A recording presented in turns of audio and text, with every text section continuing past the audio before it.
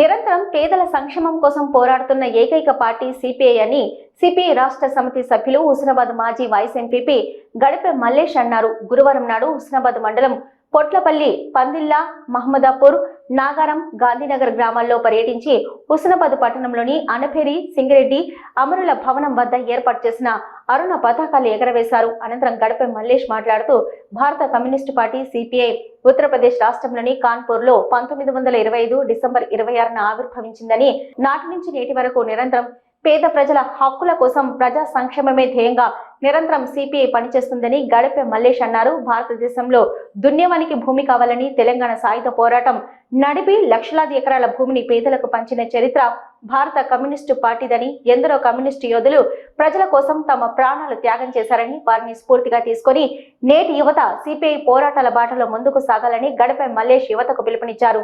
తెలంగాణ, ఆంధ్రప్రదేశ్ రాష్ట్రంలో భూమి కోసం, భక్తి కోసం, విముక్తి కోసం ఎన్నో పోరాటాలు కొనసాగించారని, త్యాగాలు, పోరాటాల చరిత్ర కలిగిన పార్టీ సిపిఐ ఒక్కటేనని గడిపె మల్లేష్ అన్నారు. ఈ కార్యక్రమంలో సిపిఐ జిల్లా కౌన్సిల్ సభ్యులు ఐలేని సంజీవరెడ్డి, పిట్టెల బాలయ్య, ఏఐవైఎఫ్ జిల్లా అధ్యక్షులు జనగం రాజ్ కుమార్, భారత జాతీయ మహిళా సమైక్య జిల్లా అధ్యక్షురాలు గూడ పద్మ, జిల్లా నాయకురాలు జంగ విజయ, సిపిఐ మండల నాయకులు మౌటం బాలయ్య, పూదరి రఘుపతి, చేప్యాల సమ్మయ్య, పిట్టెల ప్రసాద్, ఇజ్జగిరి కిష్టయ్య, పొదిల కనకస్వామి, ఏఐవైఎఫ్ మండల కన్వీనర్ దొంతరవేణి రజిత, చుకా తిరుపతి తదితరులు పాల్గొన్నారు. అనంతరం అనపేరి, సింగరెడ్డి, అమరుల భవనంలో గడిపె మల్లేష్ సిపిఐ నాయకులతో కలిసి సిపిఐ మండల సీనియర్ నాయకులు ఐలేని మల్లారెడ్డి, పొదల కుమార్ స్వామికు శాల్వాలు కప్పి ఘనంగా సన్మానించారు. ఆనాడు స్వతంత్ర ఉద్యమంలో నేడు పేద ప్రజలకు భూమి కోసం, భక్తి కోసం, పేద ప్రజల విముక్తి కోసం పోరాటాలు చేసి హక్కులు సాధించింది భారత కమ్యూనిస్ట్ పార్టీ. కమ్యూనిస్ట్ పార్టీలో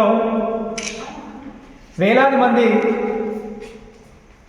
నాయకులు పేద ప్రజల కోసం ప్రాణాలు అర్పించారు. మన ప్రాంతంలో అయితే అనవేరి ప్రభాకర్ రావు, సింగిరెడ్డి భూపతి రెడ్డి.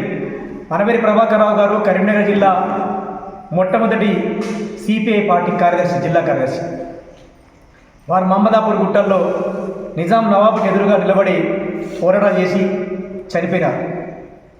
బద్దమెల్ల రెడ్డి గారు, రావి నారాయణ రెడ్డి గారు, అలా ఆరుట్ల కమలాదేవి గారు, చిట్యాల ఐలమ్మ గారు, కొమరం భీమ్ గారు ఇలాంటి వాళ్ళంతా ఆనాడు వీరజన నాయకత్వాన పనిచేసిన వాళ్ళు.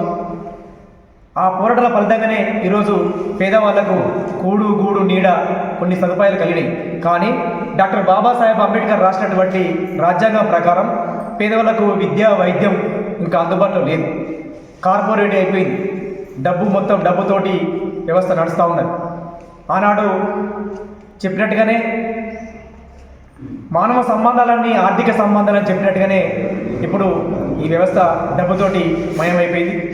కుళ్ళు, కుతంత్రాలు, విభజించి పాలించేటువంటి రాజకీయాలు రావడం, మనకు పదవి ఉన్నా లేకున్నా ప్రజల కోసం కొట్లాడడం, వాళ్ళేమో పదవుల కోసం కొట్లాడే పాలకులే ఇప్పుడు రాజ్యం వెళ్తూ ఉన్నారు.